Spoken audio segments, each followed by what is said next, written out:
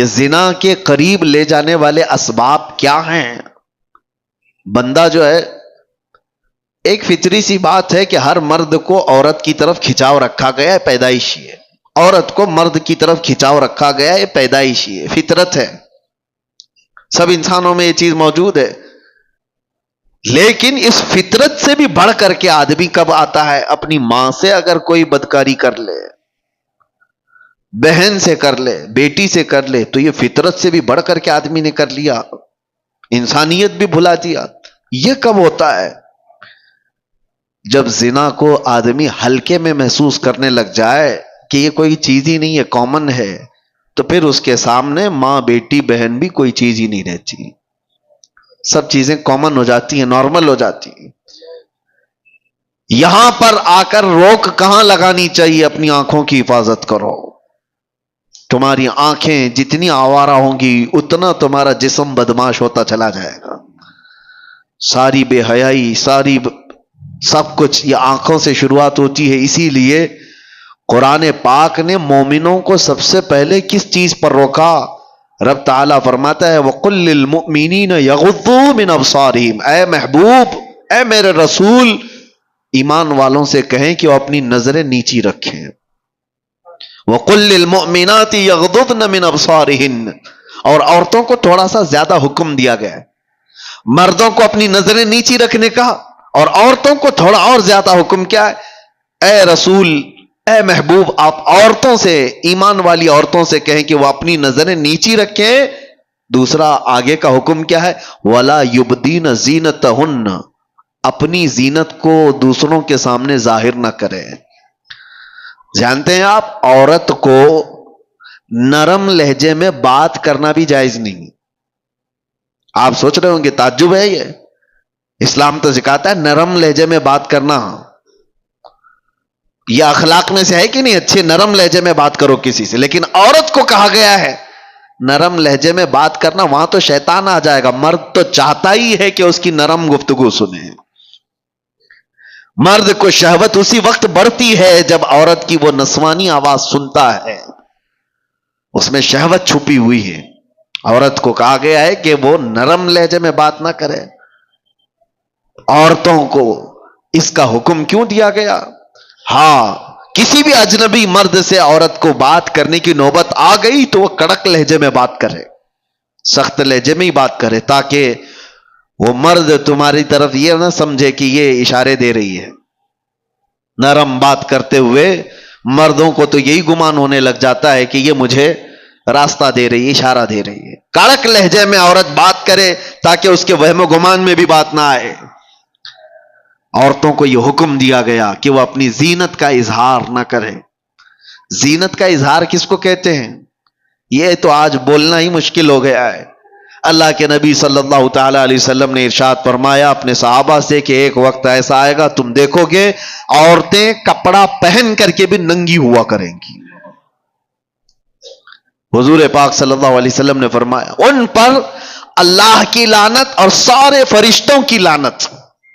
میرے آقا فرماتے ہیں وہ کون سی عورتیں ہیں؟ تنگ و تاریک لباس پہننے والی، چست لباس پہننے والی، چپکا ہوا بدن سے جس سے اس کے سارے اعضاء ظاہر ہوتے ہوں ایسا لباس پہننے والی. ان کے تو برقعے ہی کیسے ہو گئے؟ اب وہ تو زینت کے لیے ہو گئے. پہلے تو سنا جاتا تھا کہ نقاب جو ہوتا ہے، وہ حجاب جو ہوتا ہے عورت کو چھپانے کے لیے ہوتا ہے. اب تو حجاب اور نقاب ساری چیزیں دکھانے کے لیے ہوتی ہیں. اس میں بھی زینت کا اظہار ہے.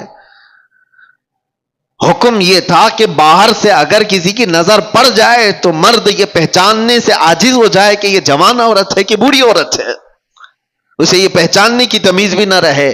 اس طرح سے وہ عورت کو حجاب کا حکم تھا. لیکن عورتیں آج کپڑا پہن کے بھی ننگی ہیں. یہ زنا کے عام ہونے کے اسباب ہیں. جب اس طرح کی حرکتیں ہوں گی تو گھر محفوظ نہیں رہیں گے، کسی کے گھر محفوظ نہیں رہیں گے. نوجوانوں سے ہم تاکید تو کر سکتے ہیں کہ بیٹا آپ اپنی نظریں نیچی رکھو، اپنی حیا کا قتل مت کرو. ہم آپ سے یہ کہہ تو سکتے ہیں کہ آپ اپنے آپ کو کنٹرول میں رکھو. لیکن ان عورتوں کا کیا جو خود ہی ننگی باہر آ جائیں؟ ایک نوجوان کہاں تک اپنے آپ کو سنبھالے گا، کہاں تک برداشت کرے گا؟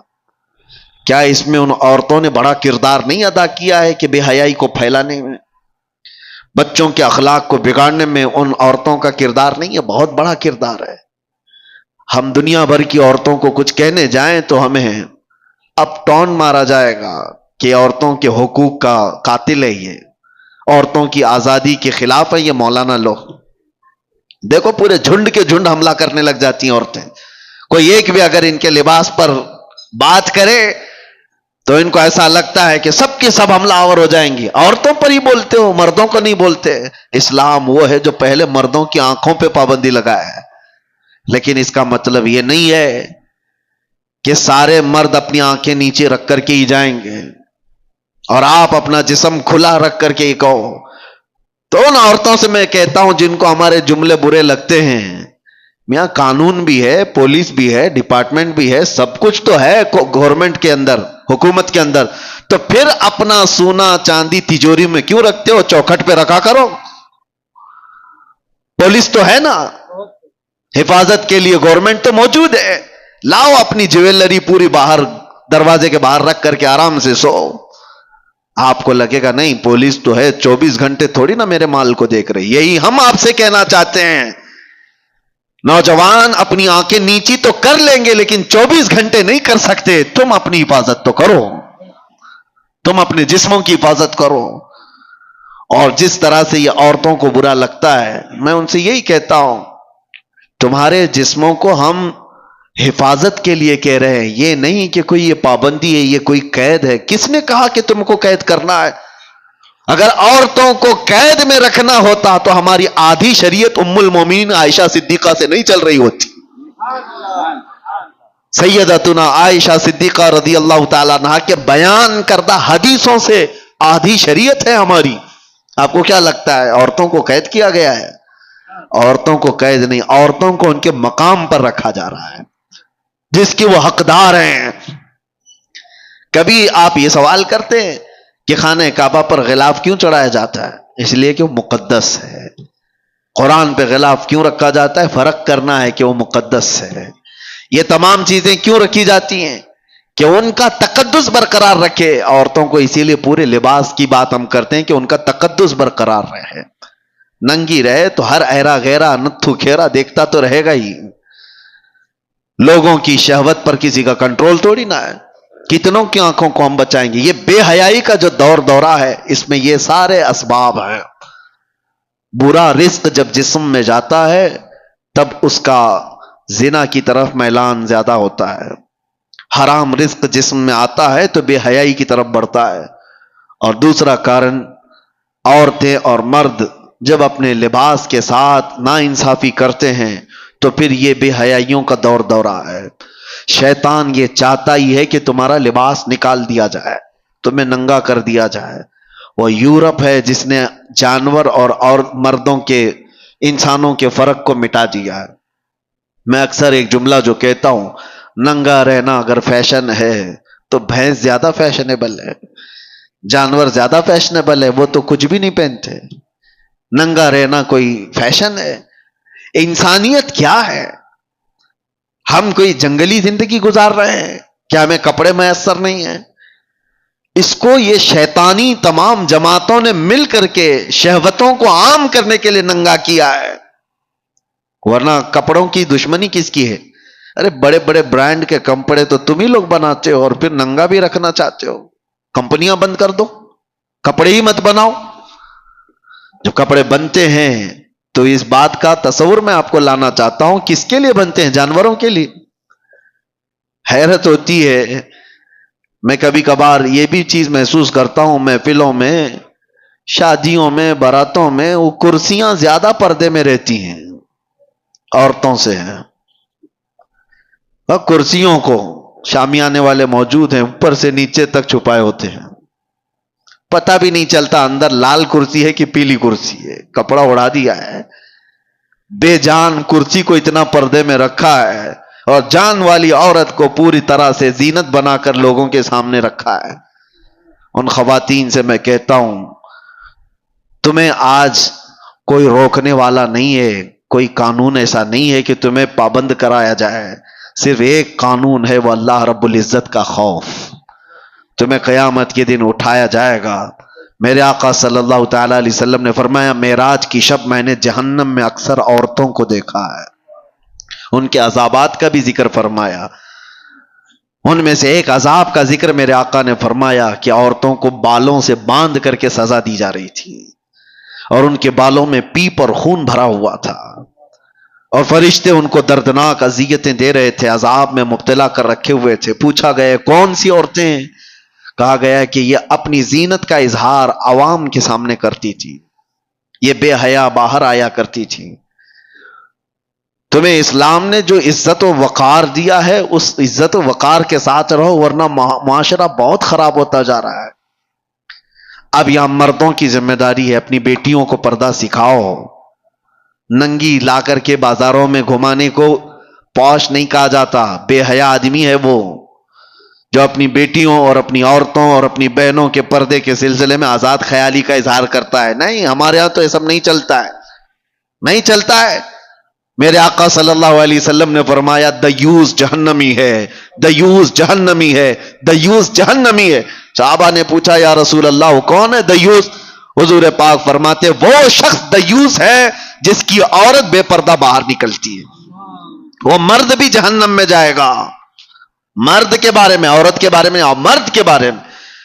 اور ایک بات میں آپ کو بتاؤں، مرد اپنی غیرت اور اپنی مردانگی کیسے اس کی پہچانی جاتی ہے؟ عرب والوں سے آج بھی پوچھو، عرب میں آج بھی جا کر کے پوچھو، آج بھی ان کے حالات اگرچہ بگڑے ہوئے ہوں، لیکن سگی بھابھی کو بھی کوئی دیور نہیں دیکھ سکتا وہاں۔ کئی ایسے میں گھر جانتا ہوں، کیونکہ ان کی غیرت ہے، اس کو مردانگی سمجھتے ہیں، اپنی عورت کی حفاظت کرنا۔ یہ بے غیرت بے حیا لوگ ہیں جو اپنی عورتوں کا اظہار کرنے کے لیے باہر لے آتے ہیں۔ شک ہوتا ہے تم پورے ہو بھی کہ نہیں ہو، عورتوں کا اظہار کرانے کے لیے۔ اور اب تو فیشن بنا ہوا ہے، ایک خوبصورت عورت کسی کی آ گئی تو وہ دوستوں میں لا لا کر کے اس کو ملوا رہا ہے، اس کو دکھوا رہا ہے، دیکھو تمہاری بھابھی کیسی ہے۔ معاذ اللہ رب العالمین، تم زنا کے دروازے کھول رہے ہو، تم بے حیائی کی دروازے کھول رہے ہو۔ تمہاری عورت بازار کی زینت نہیں ہے جو لا کر کے دکھا رہے ہو۔ ارے موبائل دکھا دیا، گھڑی دکھا دیا، جوتے چپل دکھا دیا، سمجھ میں آتی ہے کہ چلو اس کی اپنی خوشیوں کا اظہار کر رہا ہے۔ اپنی بیوی کو دکھاؤ گے دوسروں کے پاس، اور امید کیا رکھتے ہو سامنے والے سے؟ یہ تو بات ہی الگ ہو گئی کہ کتے کو سامنے گوشت دکھا کر کے پھر کہا جائے کتا کچھ نہیں کرتا ہمارا، کتا گوشت خور ہے، وہ کھائے گا، آج نہیں کھائے گا، کل نہیں کھائے گا، کبھی تو تم نے دروازہ کھول رکھا ہے، وہ کبھی نہ کبھی کھائے گا اس چیز کو۔ اسی لیے میرے عزیزوں، ایک بزرگ نے اپنے مرید سے کہا تھا، یہی لڑکیوں کے پردے اور حجاب کے بارے میں بات آئی تو انہوں نے کہا تھا، بیٹا گوشت خرید کر کے لانا، 2 کلو گوشت ایک کھلے برتن میں سر پر رکھ کر کے لانا، کپڑا مت ڈھانکنا۔ وہ گوشت تو خرید لیا، سر پہ برتن رکھ کر کے اپنے بزرگ استاد کے پاس لا رہا تھا، جب تک کوے سارا گوشت کھا گئے تھے، کوئی چیل، کوئی کوا، کوئی اٹھا کر کے لے گئے، برتن خالی۔ تو استاد نے اس سے پوچھا کہاں گیا گوشت؟ کہا سب تو یہ پرندے کھا گئے، آپ نے منع کیا تھا کپڑا رکھنے۔ میں نے کہا، اس بزرگ استاد نے کہا، تم نے دیکھا یہ تھوڑے سے سفر میں چیل کوے کھلے گوشت کو چھوڑتے نہیں، تو تمہاری ماں اور بہنوں کو کھلا رکھو گے تو یہاں کے درندے کیسے چھوڑ دیں گے؟ یہ زنا کا عام ہونا، یہ بڑی بڑی باتیں کرتے ہیں۔ آج ریپ بہت ہونے لگ گیا، کیا سزائیں نہیں ہیں دنیا میں؟ آج تو اتنی سخت سزائیں، 20 سال کی سزائیں، عمر قید کی سزا ہے، پھانسی کی سزا ہے۔ ہم نے قید خانے میں دیکھا ہے کتنے آتے ہیں ریپ کیس میں۔ یہ 376 آپ کو معلوم ہوگا، مشہور ہے، جب بھی اس میں آتا ہے تو اس کو جیل میں بھی لوگ مارتے ہیں، وہ سب پتا ہے، سب کو معلوم ہے کہ اتنا سخت قانون ہے، پھر بھی بچتے کیوں نہیں ہے؟ اس کا سدباب روک تھام ہوتی کیوں نہیں؟ اتنا سخت قانون بچیوں کے ساتھ، جو نابالغ بچیاں ان کے ساتھ جب ریپ ہوتا ہے تو اس کا اور بڑا سخت قانون ہے، اس میں تو بیل بھی نہیں ہے۔ उसमें सख्त कानून भी और जज भी और सारी अदालतें उसके साथ सख्ती के साथ भी पेश आती हैं, फिर भी रुकती क्यों नहीं? रेशो आप निकाल करके देखो आप कि ये कितनी क्वांटिटी में आज भी ये सारे मामलात हो रहे हैं, क्यों हो रहे हैं? कानून से भी लोगों का डर खत्म क्यों है? वजह यह है मेरे अजीजों, जो मैंने शुरू में कारण बताया। पहली चीज, रिस्क हराम जिस्म में हो तो आम लड़की तो क्या, वो अपनी मां बहनों के ऊपर भी गलत नजर डाल सकता है। दूसरी चीज, जब लिबास दोनों लोगों का बेहया हो जाए, मर्दों और औरतों का, तो कब तक कानून बचाएगा? कब तक कानून बचाएगा? जहां ये थोड़ा सा तन्हाई का मौका पा जाएंगे तो फिर उस हैवानियत की तरफ आ जाएंगे। इसीलिए कुरान ने जहां रोकथाम की है वहीं से रुक जाओ, वहीं से रुक जाओ। इस्लाम ने शुरू जहां से होता है, लीकेज जहां से होता है, वहां पर रोक लगाई। अपनी आंखों की हिफाजत करो, अपनी आंखों की हिफाजत करो, अपने लिबास को सलीके वाला रखो। ये जो आज नौजवान कभी आते हैं तो मुझे बड़ा ताज्जुब भी होता है। मेरी आदत नहीं है डांट डपट करने की, किसी को सामने जलील करने की, कभी भी नहीं। कुछ है, बहुत सारे इस तरह की चीजों में मुलविस आते हैं, लेकिन एक चीज, जब ये फटे कपड़े पहन के आते हैं, जीन्स इधर से फटी उधर से फटी, और फिर कहते हैं ये फैशन है, किस लिए फाड़ करके पहन रहे हो? सतर दिखाना। लोगों को ये लगता है कि मॉडर्न दुनिया अभी ये कर रही है तो हमें भी करना चाहिए। ऐ नौजवान, काश एक बार तू किसी आलिम से पूछा होता मेरे रसूलुल्लाह का लिबास क्या था। तो दुनियादारों को देखा वो फटे हुए कपड़े पहन रहे तो तुम भी पहनने लग गए।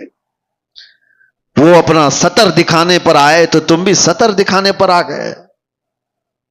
कौन सी लाइफ जीने पर आ गए, कौन सी जिंदगी गुजारने पर आ गए?